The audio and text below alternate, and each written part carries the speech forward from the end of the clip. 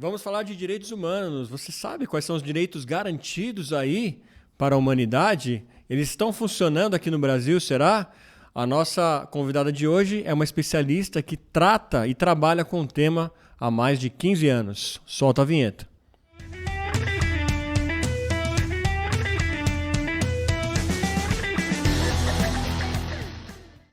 Dia, tarde e noite, seja o que for, seja muito bem-vindo aqui a mais um episódio do podcast Ponto de Fala. Isso mesmo, sempre com pontos de vista que merecem um ponto de fala. Mas antes de a gente começar um papo super importante aqui com vocês, eu quero pedir, se inscreva no canal, isso mesmo, acione o sininho aí da rede social, assim mais gente tem acesso aqui ao nosso canal, então compartilha geral, deixa seu like, comentário, sugestão, tudo é muito bem-vindo aqui pra gente do Ponto de Fala. Assim a gente a gente continua, né, esse papo todas as terças e quintas com vocês. E lembre-se, a gente está agora no Apoia-se, exatamente. Você pode ser um apoiador do canal e ajudar a gente aqui a manter essas conversas vivas e estar mais perto da gente, participar das reuniões de pauta, conhecer bastidores, enfim, muitos privilégios aí que só nossos apoiadores têm. Então clica aí no link da descrição, apoia.se/ponto de fala. Sem perder mais tempo, vamos falar hoje sobre um tema muito importante, relevante, muitas vezes até sensível, e que deveria ser mais, na minha opinião, a gente vai discutir com a nossa convidada sobre isso, mais difundido e um tema mais engajado, né, entre a sociedade, que são os direitos humanos. E para isso eu vou trazer ela, que é advogada, mestre e doutora em Direito, especialista em Teoria Crítica Racial, que é a Aline Andrade. Tudo bem, Aline? Olá, tudo bem? Que prazer te ter aqui no canal. Eu estou muito feliz também. Queria agradecer o convite e a conversa que a gente vai ter. Legal. Uma oportunidade. Sempre. E é um tema muito importante da gente falar, né, Aline? Que às vezes eu acho que a gente acaba lembrando de direitos humanos quando alguma coisa dá ruim, né? Quando tem alguma coisa, algum tipo de crime, algum tipo de preconceito. Por que a gente tem esse olhar só na dificuldade, né? Quando surge algum problema de fato para falar de direitos humanos? Não devia ser uma coisa que é discutida, sei lá, desde a infância, na escola e mais aberta entre a sociedade? Bom, então, acho que é bom você fazer uma pergunta, mas eu vou começar primeiro dizendo o que são direitos humanos, Boa, né? Essencial. Então, quando a gente, enfim, né, quando a gente construiu essa sociedade que a gente chama, enfim, de ocidental, essa civilização ocidental, foram criados direitos, e essa é uma história, enfim, de séculos, né, para proteger a nossa humanidade, para proteger o que a gente é enquanto ser humano, o desenvolvimento das nossas potências. Então, os direitos humanos são garantias que todas as pessoas têm, todas as pessoas no mundo inteiro, e se tiver outras galáxias também, mas por enquanto só nesse mundo inteiro, de direito à vida, de direito à liberdade, né, direito a se desenvolver suas próprias potências. E depois a gente foi acrescentando vários direitos a esses direitos fundamentais que a gente chama, né, que todo ser humano tem que ter, que são o direito à vida, né, o direito à sua própria vida, ter sua vida respeitada, o direito à liberdade, o direito à propriedade. E depois a gente foi adicionando direitos, direito à educação, direito à saúde, direito ao trabalho. E acho que porque a gente não tem uma educação em direitos humanos garantida para todo mundo, então a gente não discute esse tema na escola, ficou muito associado para algumas pessoas esses direitos somente quando a gente tem problemas. Sim. Então, às vezes no caso de uma guerra, às vezes no caso de direito das pessoas presas, das pessoas que são... Por que elas têm direito? Se elas fizeram alguma coisa errada? Por que elas ainda são consideradas como pessoas? Por que elas não são castigadas? Por que pode torturar? Por que não pode? Ou quando tem um fato de violência policial, uma chacina, alguma coisa assim. Mas os direitos humanos, eles são garantidos para todas as pessoas o tempo todo. Tá. Então, se você tem direito de comprar um bem e saber que seu bem não vai ser tomado por alguma pessoa ou pelo Estado, ou que não vão invadir sua casa. Se você vai para a escola e você tem direito a uma educação hoje básica, que todas as crianças têm direito. Se você vai para o hospital e você tem direito, né, ao SUS, ao Sistema Único de Saúde, ou você tem um contrato justo com o seu plano de saúde, mesmo que você tenha um plano privado, tudo isso está dentro dessa garantia dos direitos fundamentais que são garantidos para todas as pessoas. Bom, eu começaria Interessante por aí. Isso, porque a gente, olha como a gente é raso, né, nessa análise dos direitos humanos, né? Porque a gente sempre pensa nisso. Eu vou listar algumas coisas que vêm na cabeça das pessoas quando se fala em direitos humanos, né? Por exemplo, quando tem um bandido, que muitos acham que ele tem que ser linchado, por exemplo, e vamos fazer logo antes que chegue o pessoal de direitos humanos aqui para falar alguma coisa. Ou quando tem alguma coisa relacionada a racismo, né? Alguma coisa relacionada à ideologia de gênero. Então, não, né? Então, são coisas que devem ser oferecidas à sociedade como segurança, saúde, tudo isso mais, né? Sim, a gente tem que pensar nos direitos em algumas dimensões. Tá. Então, essa primeira dimensão que é a geral, né? É uma que a gente chama de direitos fundamentais. Tá. São essas garantias que todos os seres humanos têm, né, de liberdade, de direito à vida, de direito à propriedade. E aí a gente vai somando a esses direitos econômicos, direitos sociais, direitos ambientais. Aí, o que significa isso? Então, direitos econômicos é o direito ao trabalho, o direito a você ter o seu salário, de você ter direitos trabalhistas, né? De você ter um contrato justo de trabalho, direito a você ter sua propriedade e ela continuar sendo sua, ninguém expropriar, ninguém tomar ela de você. E se caso aconteça alguma coisa que você venda ela por um preço justo, você vai ter os direitos culturais, então o direito à literatura, acesso à cultura, os patrimônios que você tem, né, da humanidade. A gente, por que a gente preserva as obras de arte? Por que a gente tem museus públicos? Por que a gente preserva, sei lá, o Cristo Redentor, vamos dar um exemplo? Né? Porque isso são direitos nossos, direitos culturais. A gente também tem direitos ambientais, que é o direito ao meio ambiente preservado, para a gente ter um ar bom para respirar, para a gente ter água, né? Acesso à água, direito à água. Então, a gente tem todos esses direitos. Fundamentais.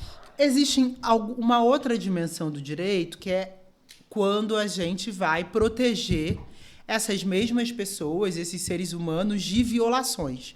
Então, combate ao racismo, né? Então, por que você não pode diminuir o outro na humanidade dele? Então, você vai ter ali o combate ao racismo, combate à LGBTfobia, né? Então, o preconceito contra lésbicas, bissexuais, homossexuais, travestis, transexuais é combatido. Você vai ter também a preservação, né? A gente vai ter o direito preservando as pessoas com deficiência, para que elas tenham direito a trabalho, direito à saúde, direito à educação. Nessa dimensão dos direitos humanos, eu acho que é importante dizer isso, a gente também tem defesa do direito das pessoas presas. Não significa porque as pessoas cometeram um crime que elas deixam de ser pessoas. Estão excluídas da sociedade, né? Elas não estão. Elas vão, enfim, sofrer um processo penal. É assim que a nossa sociedade, né, pactuou. Então, ela vai sofrer um processo penal, vai responder na justiça, como a gente diz no senso comum. Fulano está respondendo na justiça. Então, ele vai responder na justiça, mas ele tem direito a fazer a defesa, ele pode sofrer uma pena ou não, ele pode ser uma pessoa inocente também, pode ser inocentado.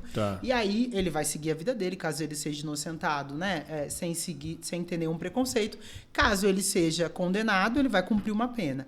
Mas essa pena não tira a pessoa da humanidade. Então, não significa que porque a pessoa cometeu um crime, ninguém da sociedade, nem a polícia, nem nós, temos direito de torturá-la, de linchá-la, de matá-la. Porque ela continua com esses direitos preservados. É claro que, enfim, ela vai estar presa, ela tem uma suspensão ali de direitos, porque ela não tem o direito a ir e vir que a gente tem, de ir para qualquer lugar na hora que a gente quer.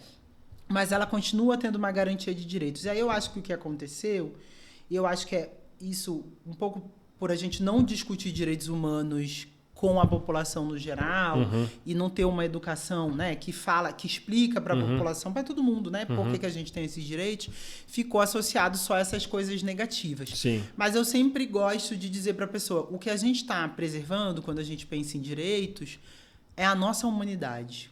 Como é que a gente preserva o que a gente tem de essencial, que é as nossas potências, né, a possibilidade da gente desenvolver nossos talentos. Né? Por que a gente vai para a escola? Para aprender a ler, para aprender a escrever, para fazer literatura? A gente pode ser... Por que a gente garante direito ao esporte? Para a pessoa desenvolver o talento que ela tenha no esporte, ou se ela não tiver nenhum talento, para manter o corpo, né, com uma saúde bacana e tudo mais. Então, a gente preserva essa humanidade das pessoas, a gente constrói um conjunto de direitos para garantir essa humanidade, para garantir que as pessoas possam desenvolver e para garantir que essas pessoas não vão sofrer nenhum abuso, né, de tortura, de, enfim, genocídio, né? A gente fala de genocídio quando tem uma morte de uma comunidade inteira, de prisão ilegal, né, contra o racismo, mas não é só isso, é para a gente mesmo desenvolver. Eu acho que os direitos humanos, eles são, na minha opinião, né? Eu acho que, na opinião de quem acredita nos direitos humanos, uma aposta no que o ser humano tem de melhor. Não só, né, no que a gente pode desenvolver nas crianças, nos adolescentes e nos adultos, o que a gente pode produzir de belo para o mundo. Então, a gente precisa estar vivo, a gente precisa ter direito, liberdade de pensamento, para a gente colocar, né, a nossa potência de fala, de pensamento, de ação, para construir coisas novas para essa humanidade. Mas, ao mesmo tempo que se a gente errar, cometer algum erro, a gente vai pagar por esse erro nessa sociedade que a gente tem, na justiça criminal, mas que, ao mesmo tempo, a gente vai ter uma segunda chance de se ressocializar, né? Então, eu acho que a visão é um pouco maior. E eu sempre gosto de dizer, são direitos para que a gente possa preservar o que a gente tem de mais belo, que é a nossa humanidade, é a nossa fé no outro, sem dúvida. A fé no que a gente pode fazer de melhor. É uma profissão de fé, de direitos humanos. É uma crença mesmo na humanidade. Que legal, que bonito esse ponto de falar de como uma profissão de fé. Agora me fala uma coisa, existe, né, os direitos humanos, mas como que está no Brasil? Está funcionando? Porque a gente vê, né, a gente que acompanha de fora, e claro, não tenho lugar de falar nisso, mas eu tenho a observação de quem vê noticiário e tudo mais, né, que quando pega nas minorias, aí você citou, né, a população preta, as mulheres também, a comunidade LGBT, parece que essas pessoas não estão tendo os mesmos direitos que os outros. É essa visão que eu tenho, que eles estão tendo que buscar um espaço, né? Parece que eles estão tendo que fazer de tudo que é possível para as pessoas entenderem, né, que somos todos semelhantes, somos todos seres humanos. Como que é a tua visão nisso para o Brasil? E se de fato essa visão, né, que infelizmente a gente tem de que as minorias não estão tendo acesso aos direitos? Olha, Fernando, eu vou falar um pouco da minha opinião, mas vou falar um pouco também o que a gente observa no Fundo Brasil, né? Eu trabalho no Fundo Brasil de Direitos Humanos e o Fundo Brasil tem um trabalho... Aproveita antes de você continuar, explica pra gente o que é o Fundo Brasil, acho que achei legal. Bom, o Fundo Brasil é uma fundação independente que apoia coletivos, grupos, movimentos sociais, organizações da sociedade civil no Brasil todo. Né? Organizações que apoiam defesas de direitos. Então, né, que lutam por defesas de direitos, combatem violações de direitos humanos. Então, a gente basicamente trabalha, né, captando recursos para doar para essas organizações que estão no campo. Então, a gente trabalha com várias causas, mais ou menos 13 causas, então com direito das mulheres, direito das populações negras, né, combate ao racismo, direito de indígenas, quilombolas, direitos LGBTQIA+, defesa de direitos territoriais, defesa de direitos socioambientais, né, que é o que a gente falou sobre lá o direito ao meio ambiente. Então, a gente trabalha mais ou menos com essas causas, com organizações de defesa de direitos. E por que eu citei o Fundo Brasil, como você perguntou da situação de direitos humanos? Sim. Como a gente apoia grupos no Brasil inteiro, a gente tem uma possibilidade muito bacana, que para mim é uma das coisas mais preciosas do nosso trabalho, que é ouvir as pessoas que trabalham na defesa de direitos humanos e que apoiam também quem sofreu violações de direitos. Então, como você falou, a população preta, né, que sofre racismo, a população LGBTQIA+, então a gente tem uma escuta muito próxima desses grupos. A gente fez um encontro ano passado e o nosso diagnóstico, o diagnóstico desses grupos, né, que é o que eles comunicam para a gente sobre a situação de direitos humanos do Brasil, é que a gente tem um arcabouço jurídico, que é como a gente chama as leis, né, muito positivo. Então, o Brasil tem uma Constituição que reconhece muitos direitos para a população. Assina vários tratados internacionais, que são esses tratados que são feitos, né, na Organização das Nações Unidas, na ONU, nas organizações dos Estados Americanos, que é a OEA, que são, né, os tratados que servem para a nossa região inteira. E aí o Brasil tem esses direitos. O que falta para o Brasil? Primeiro, a efetivação desses direitos, em especial quando a gente fala sobre efetivação, sobre o que o Estado tem que fazer para a população ter acesso a determinados direitos. Então, para por exemplo, as crianças e adolescentes terem direito à educação, o Estado tem que construir uma escola, tem que contratar professores. Né? Então, para a gente ter acesso à saúde, tem que ter hospital, tem que ter médico no hospital, tem que ter posto de saúde. Então, precisa de uma série de políticas públicas para efetivar esse direito. Então, o diagnóstico que a gente vê é de que falta, de fato, uma efetivação desses direitos. Então, há muitas diferenças regionais e territoriais. Então, a gente ainda tem muitos lugares do país onde você não tem acesso a esses direitos. E aí não tem acesso ao direito à educação, à saúde, mas não tem, por exemplo, acesso à justiça, porque faltam defensores públicos, faltam agentes do judiciário mais próximos daquela população. E, por também o Estado estar mais afastado dessas populações, eles sofrem também muitas violações de direitos. E aí, essa é uma outra parte do diagnóstico dos nossos grupos, é que a defesa desses direitos também no judiciário, ela não está... A gente tem uma garantia, a gente tem um judiciário que garante alguns direitos, mas ela ainda não está chegando para todas as pessoas da população. Então, a gente ainda tem problemas, por exemplo, no combate ao racismo, no combate à LGBTfobia, no combate ao capacitismo, que é o preconceito das pessoas, contra as pessoas com deficiência.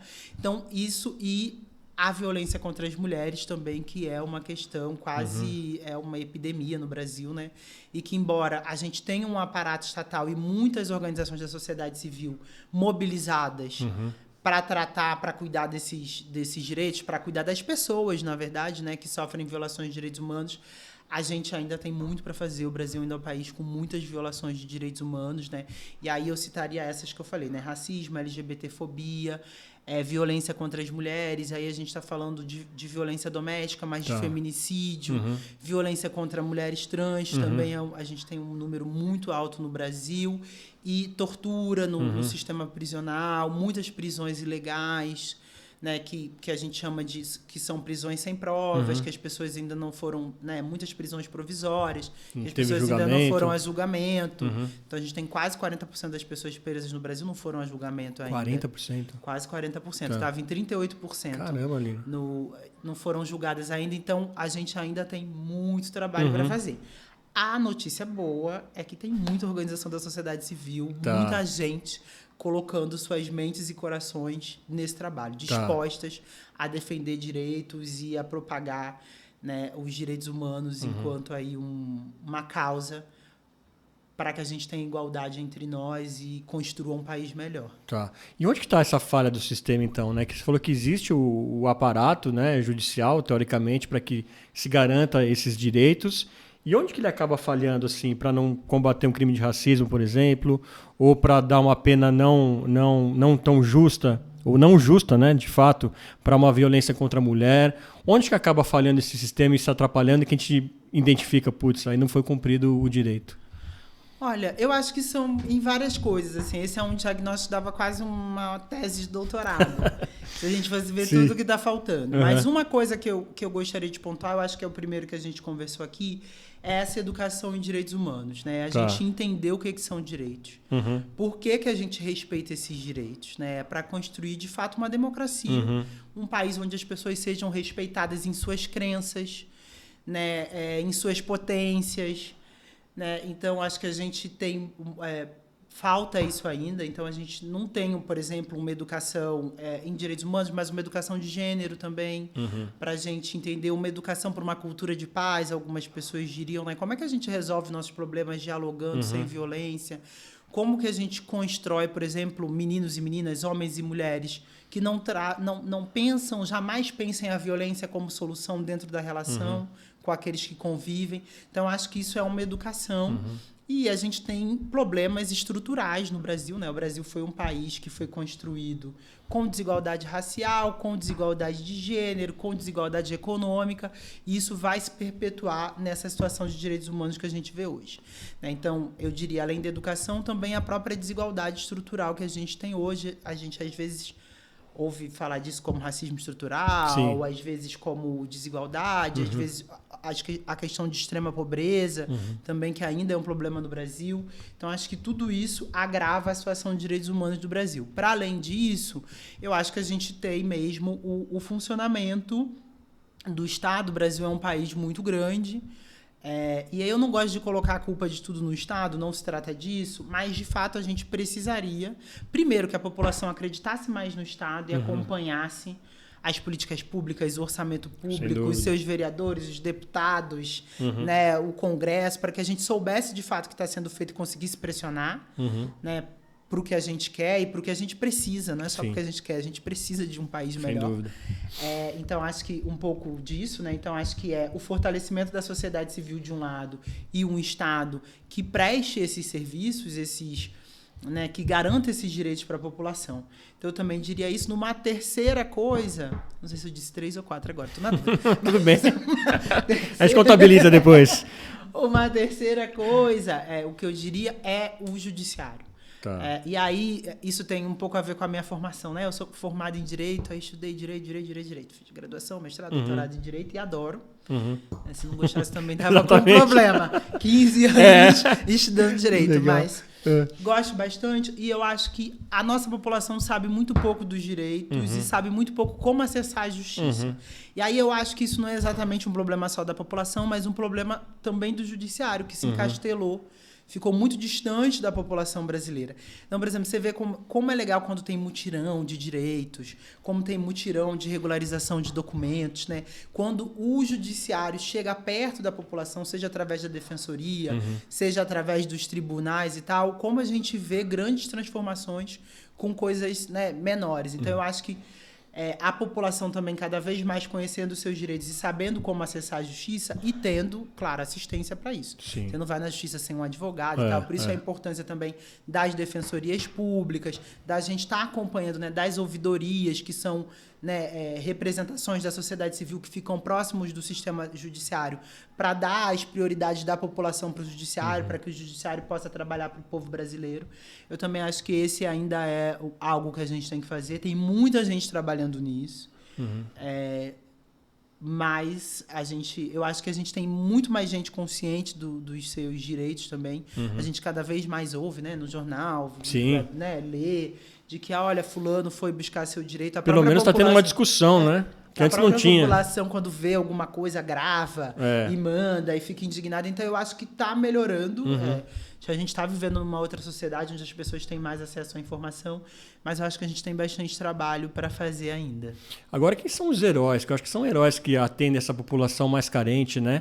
Porque a gente está acostumado com só o lado romântico do advogado, né? Que a gente vê nos filmes, nas novelas, que fala, vou ligar para o meu advogado, né? E não é todo mundo, é a minoria que tem esse acesso, né? Como que é esse trabalho com as minorias, com o pessoal de comunidade e tal? Quem que são essas pessoas que atendem, né, essa população, Aline?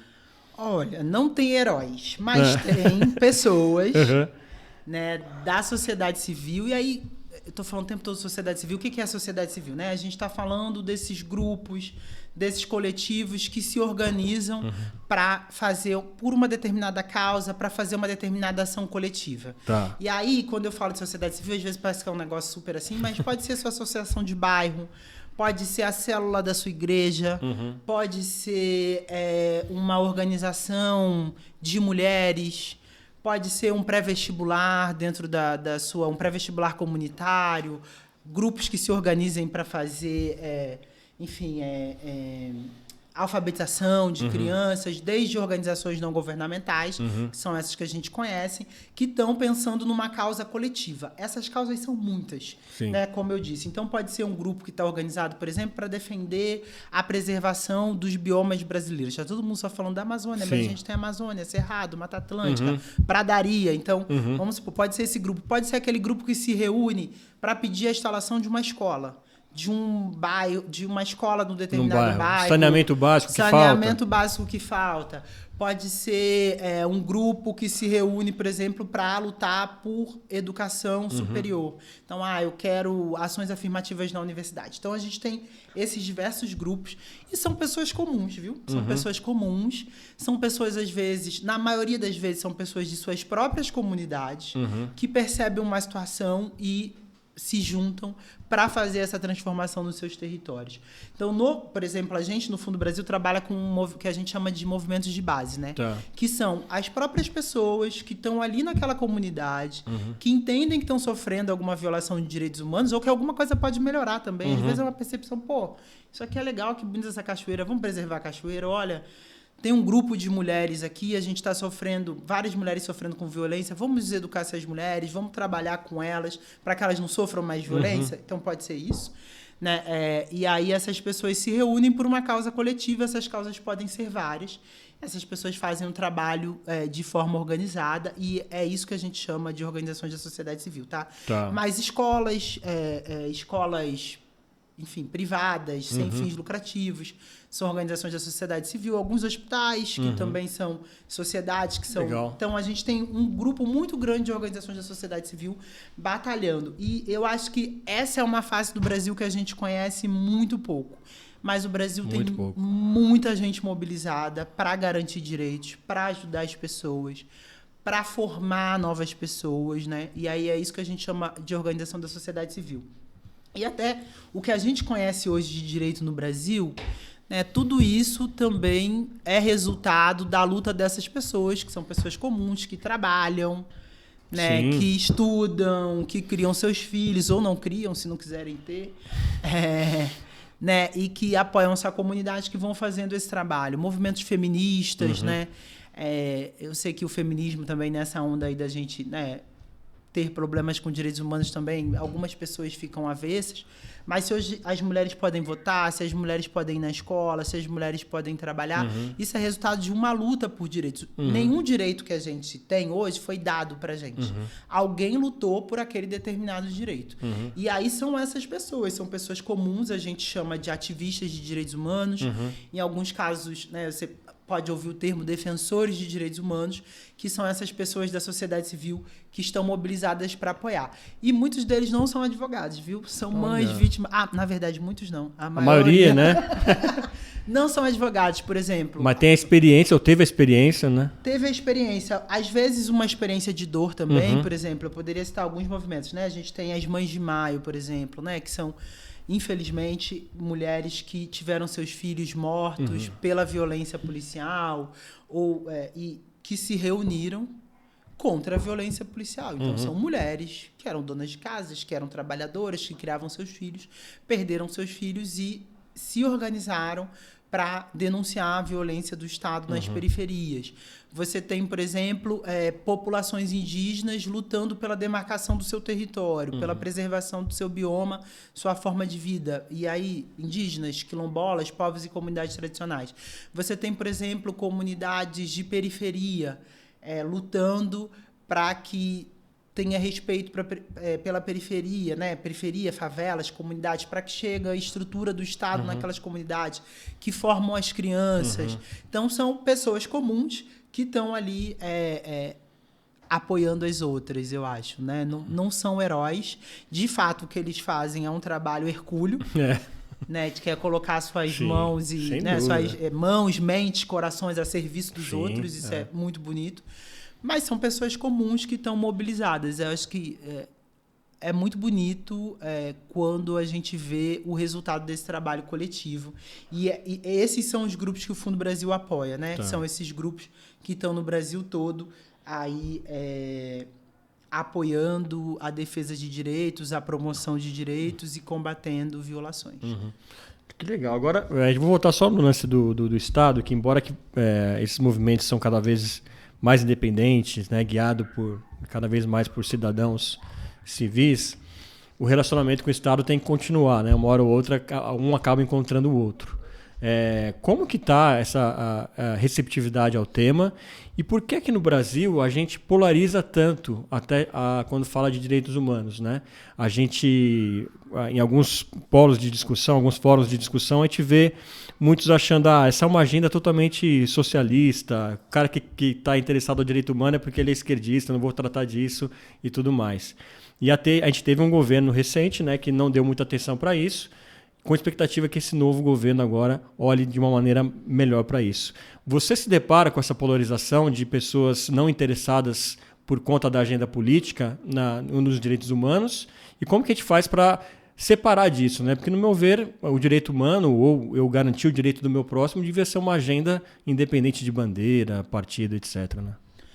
Bom, eu me deparo com isso, né?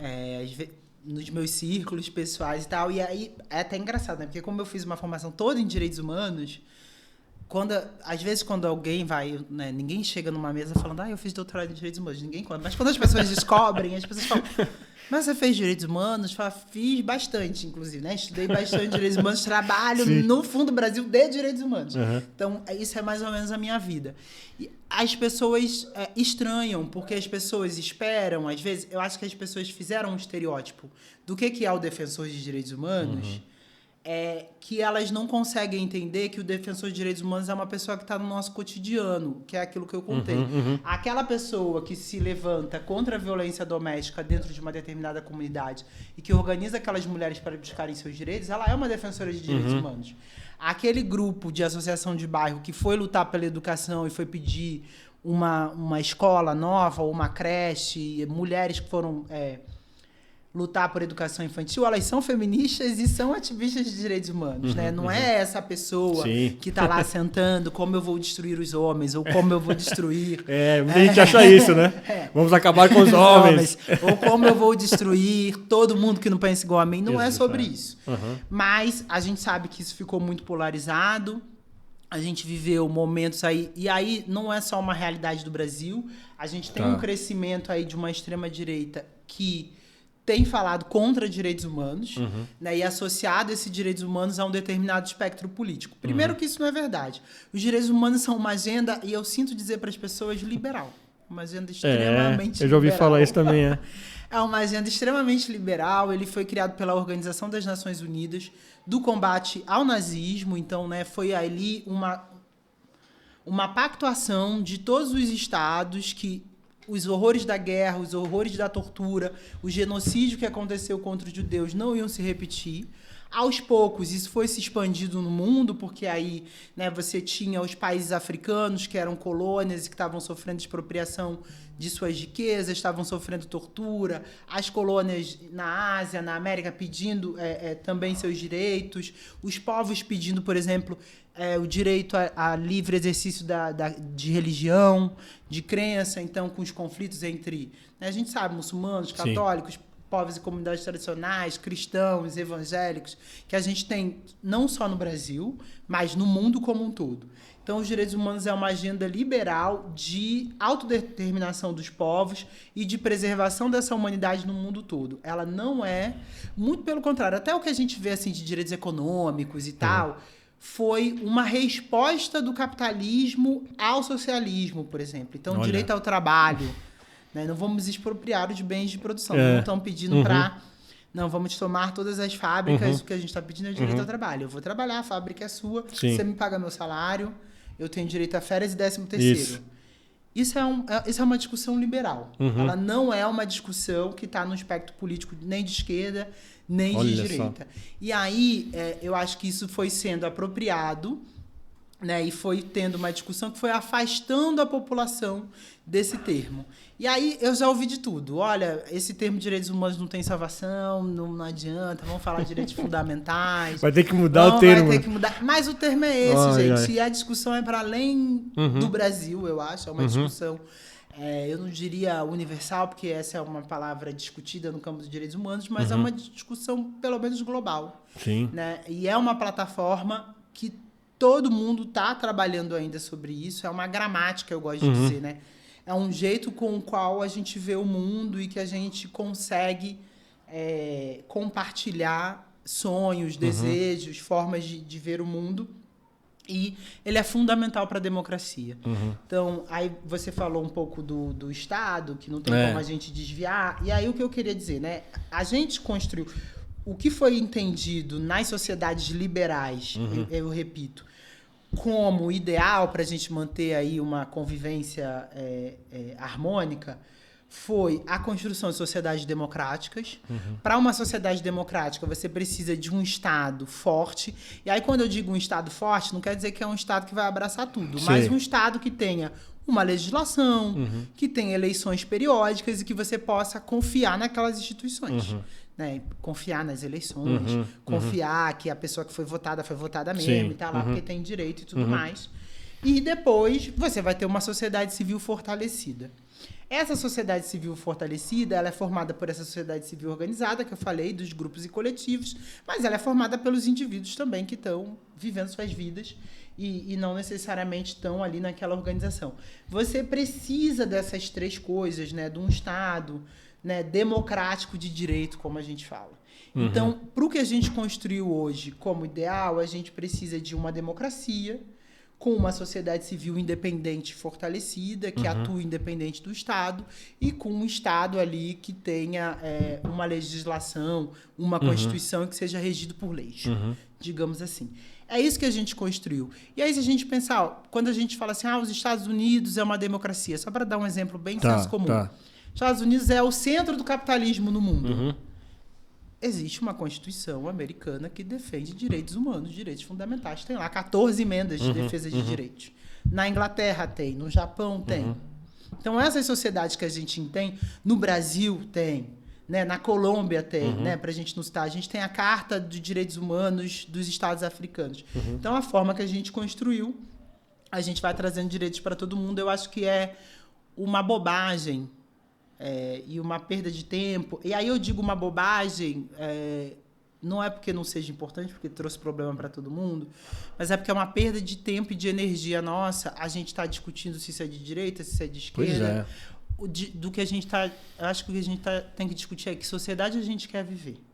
Se você quer viver numa sociedade igualitária, né, numa sociedade onde as pessoas se respeitem, onde você possa se desenvolver, criar seus filhos com segurança, escolher não ter filhos também, viver seus afetos de forma livre, você precisa de uma sociedade que garanta um mínimo de direitos para que você possa viver sua vida. Então, eu acho que isso a gente tem que discutir. Que Brasil a gente quer?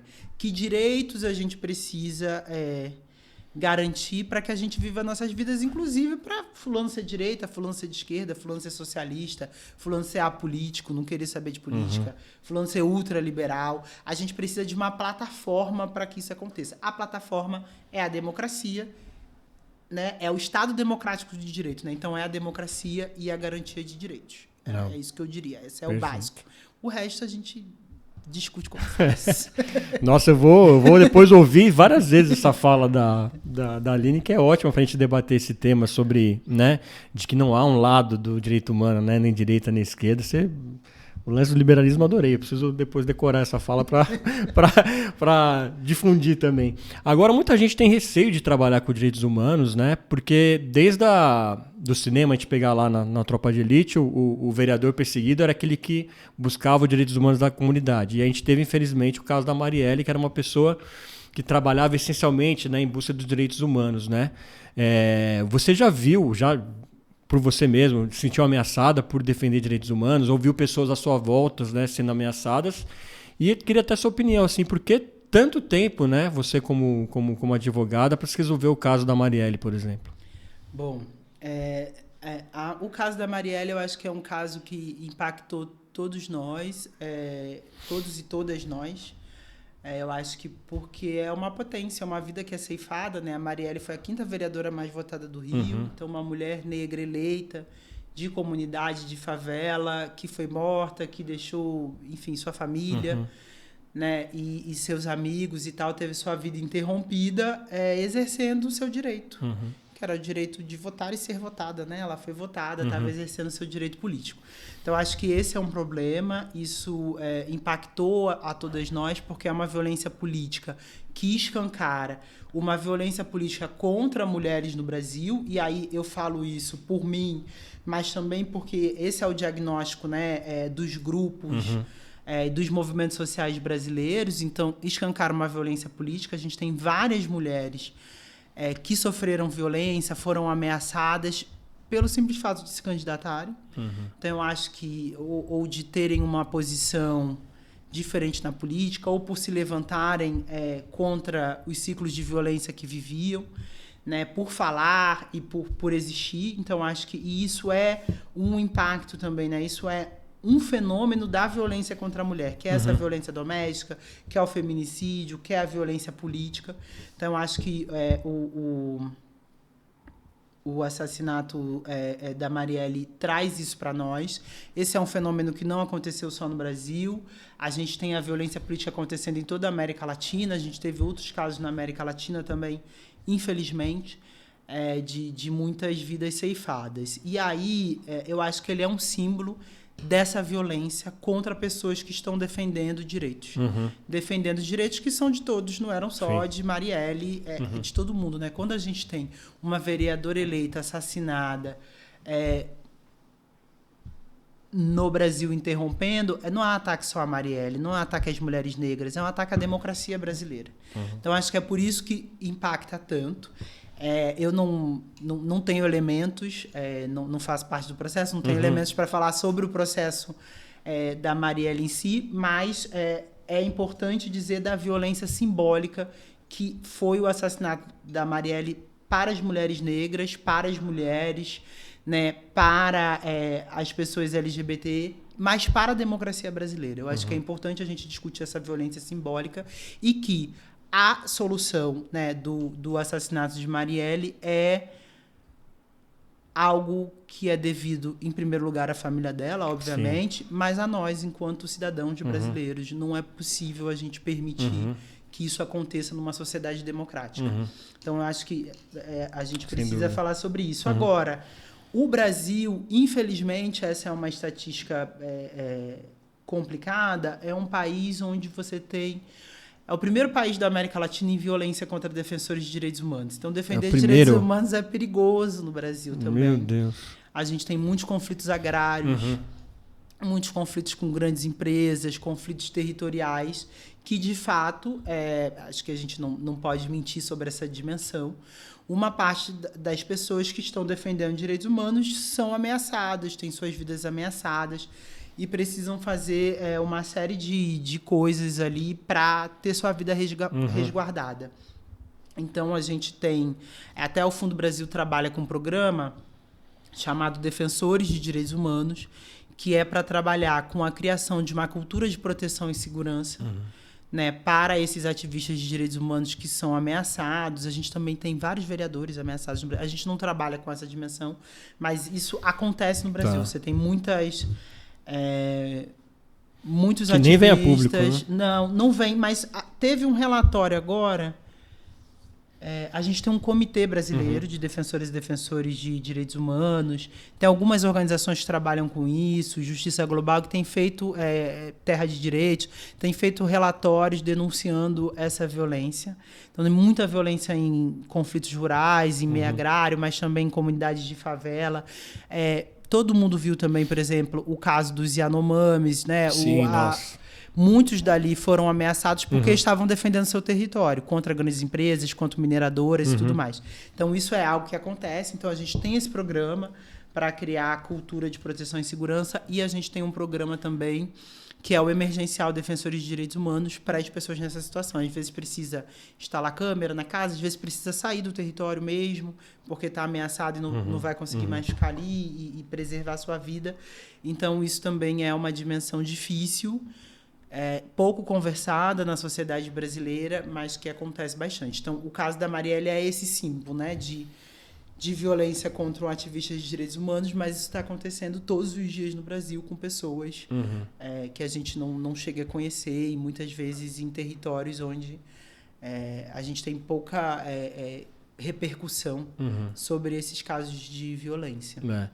E fica bem claro para a gente que acompanha isso, né? De certa forma, eu sempre gostei de acompanhar a política desde moleque, né?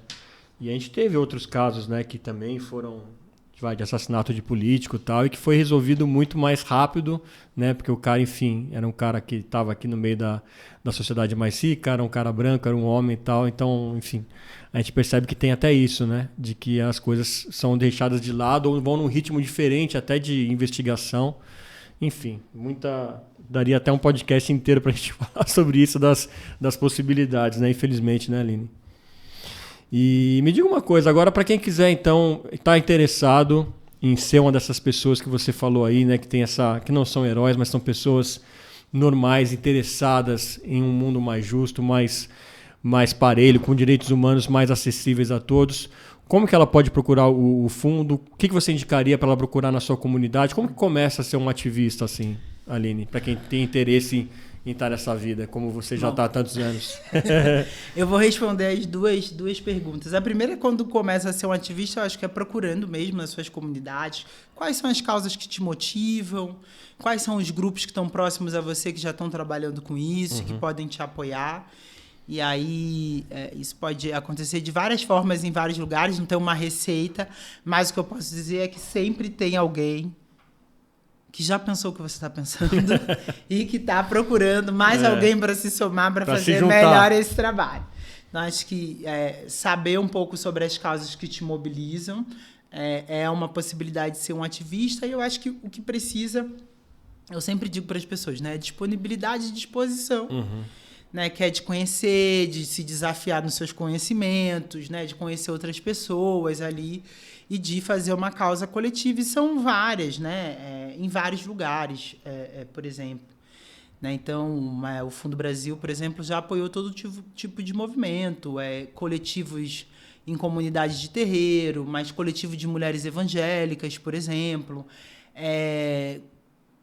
pré-vestibulares, né, comunitários. A gente tem um movimento social bastante forte, a gente tem organizações de refugiados que trabalham com refugiados, organizações de mulheres, organizações indígenas, quilombolas, defensores ambientais.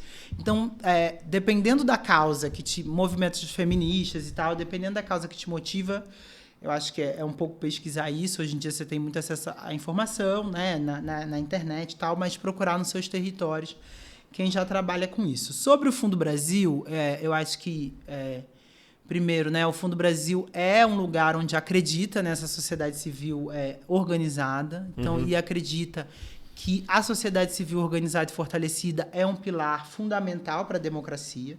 Então, a gente trabalha com apoio a esses projetos, né? O Fundo Brasil está com 16 anos. Em 16 anos, a gente já apoiou 1.224 projetos, né? Em todos os territórios brasileiros, a gente trabalha no Brasil inteiro. Então, né, já foram quase 51 milhões doados para essas organizações. A gente trabalha por meio de editais. Então, o que a gente convida, né, para as pessoas que querem apoiar o trabalho do Fundo Brasil?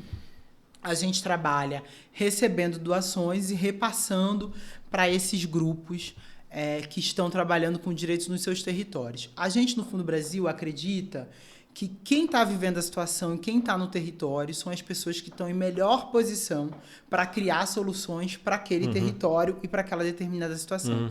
É por isso que a gente capta recursos para apoiar essas organizações específicas. A gente faz isso por meio de editais. Eu convido vocês a conhecerem os editais do Fundo Brasil. O que é o edital? É uma chamada de projetos, tá? A gente abre uma chamada de projetos num determinado tema.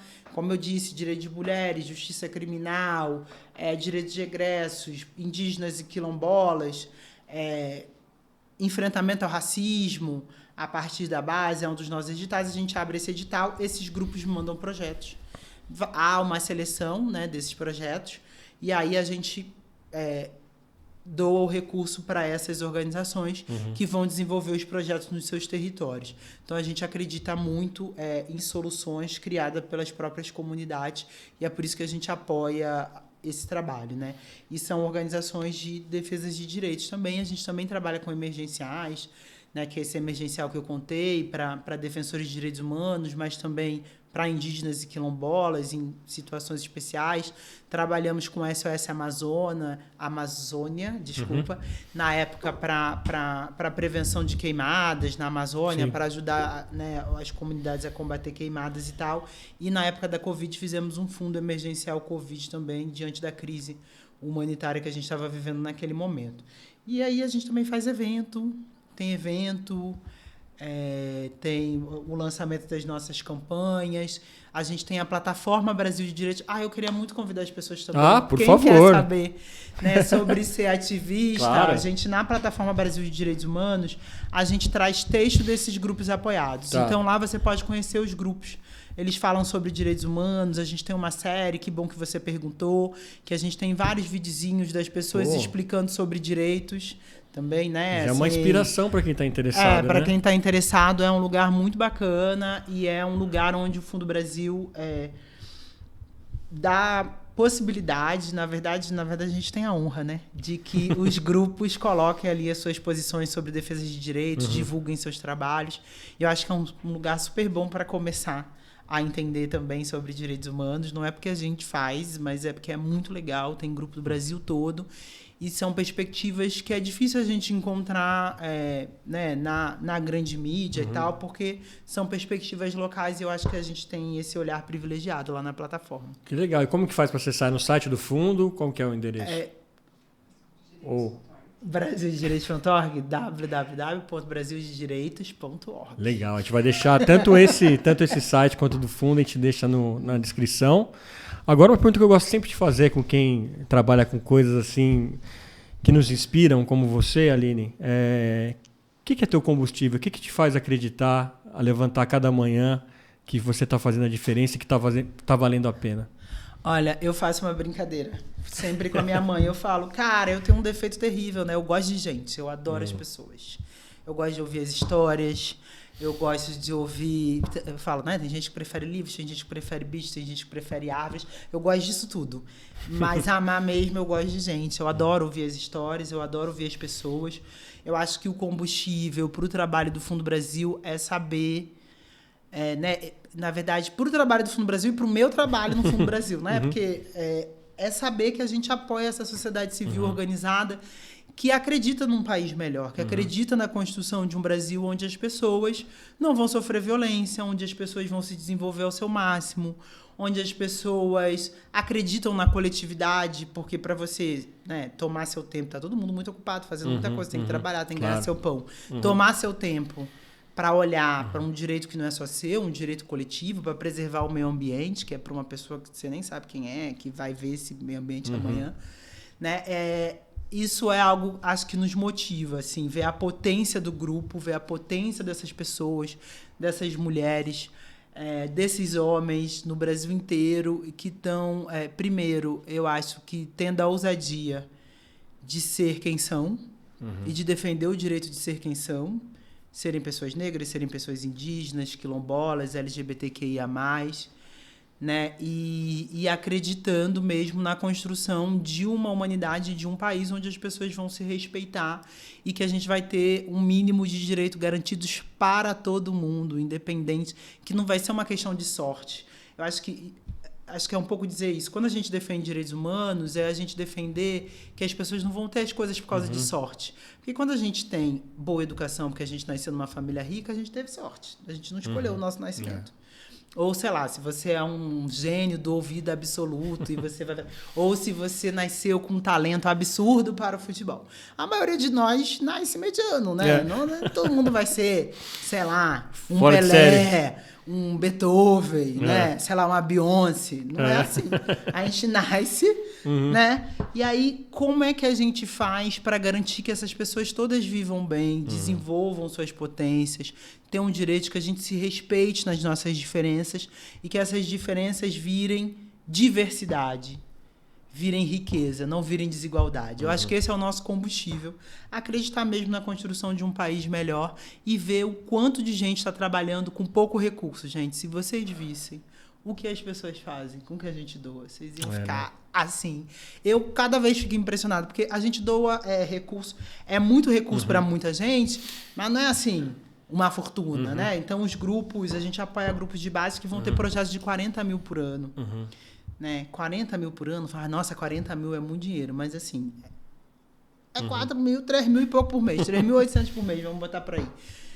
As pessoas fazem formação, as pessoas fazem educação no contraturno, as pessoas ajudam as mulheres vítimas de violência a ir na delegacia, a ir na defensoria, a ir no hospital, a procurar seus direitos. As pessoas fazem exibição de cinema, exposição na comunidade. Assim, é uma coisa tão impressionante o que as pessoas fazem por si, pelos seus, né? Que eu acho que isso motiva. Porque eu mesmo fico no escritório, né? Trabalhando, tal, não sei o quê, né? Mas quando a gente vai, quando a gente encontra os grupos, vai fazer monitoramento, quando a gente coloca todo mundo junto, é de uma riqueza, assim. Eu acho que o nosso combustível é esse. Acho que é uma crença, né? Uma crença num mundo melhor, assim. É uma utopia mesmo. Eu gosto de pensar assim, que é uma utopia, uma crença num mundo melhor, mas num mundo melhor que não é que ele vai vir um dia, é que ele já está em andamento. E ele está acontecendo, está sendo construído por essa sociedade civil que está aí trabalhando para defender direitos. Muito bom, Aline. Obrigado por você ter vindo aqui no nosso podcast. Amei o papo. Parabéns pelo seu trabalho, parabéns pelo trabalho do fundo, que vocês continuam tendo cada vez mais esse combustível aí para vocês seguirem nessa trajetória tão linda e que cada vez mais as pessoas entendam, né, a importância da gente olhar para o próximo, sem discriminação, pensando em diversidade, como você falou, entendendo que somos todos seres humanos, né? Muito obrigado. Eu que agradeço, gente. Vou deixar aqui o último. Entre no site do Fundo Brasil, que eu falei da plataforma, mas tem um site do Fundo Brasil. Lá vocês conseguem ver as linhas que a gente apoia, os projetos que a gente apoia. A gente tem também canais de contato. Se vocês quiserem e puderem doar, também os meios de doação estão no nosso site. Então, fundobrasil.org.br, você vai ter acesso lá às nossas informações. A gente tem também canal no YouTube com vídeos, com as coisas que a gente faz. Então, vocês vão conhecer o nosso trabalho. E queria agradecer, Fernando, pela oportunidade de estar aqui. Esse tema de direitos humanos é um tema difícil, nem todo mundo tem coragem, né, de tocar nesse tema. Então, a gente agradece e que a gente espera, que eu sempre digo para as pessoas, que se a gente não conseguir fazer mais nada né, de alteração, mas que eu espero que as pessoas não saiam desse podcast da mesma forma que elas entraram e que, mesmo que você não concorde com tudo que eu fale, como diz Caetano, procure saber. Se você souber mais sobre direitos humanos, a gente já vai estar numa sociedade mais legal e mais democrática. Com certeza. E olha, você falou exatamente a missão do Ponto de Fala, que as pessoas saiam diferente a cada episódio, e eu tenho certeza que vão sair desse aqui, Aline, e que a gente volte a se falar, né? Vamos combinar, de repente, a cada ano, e cada vez melhor, e cada vez com mais direitos garantidos para todo mundo. Muito obrigado.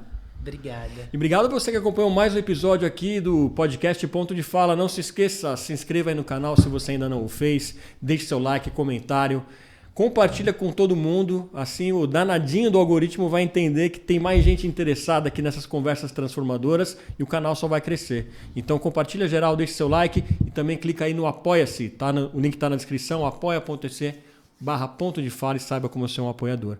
E os links do Fundo Brasil estão todos aí na descrição também para você participar e estar perto aí desse trabalho lindo que a Aline tem feito ao longo desses anos. Eu sou Fernando Tuller, esse foi o Ponto de Fala, a gente se vê no próximo. Até lá.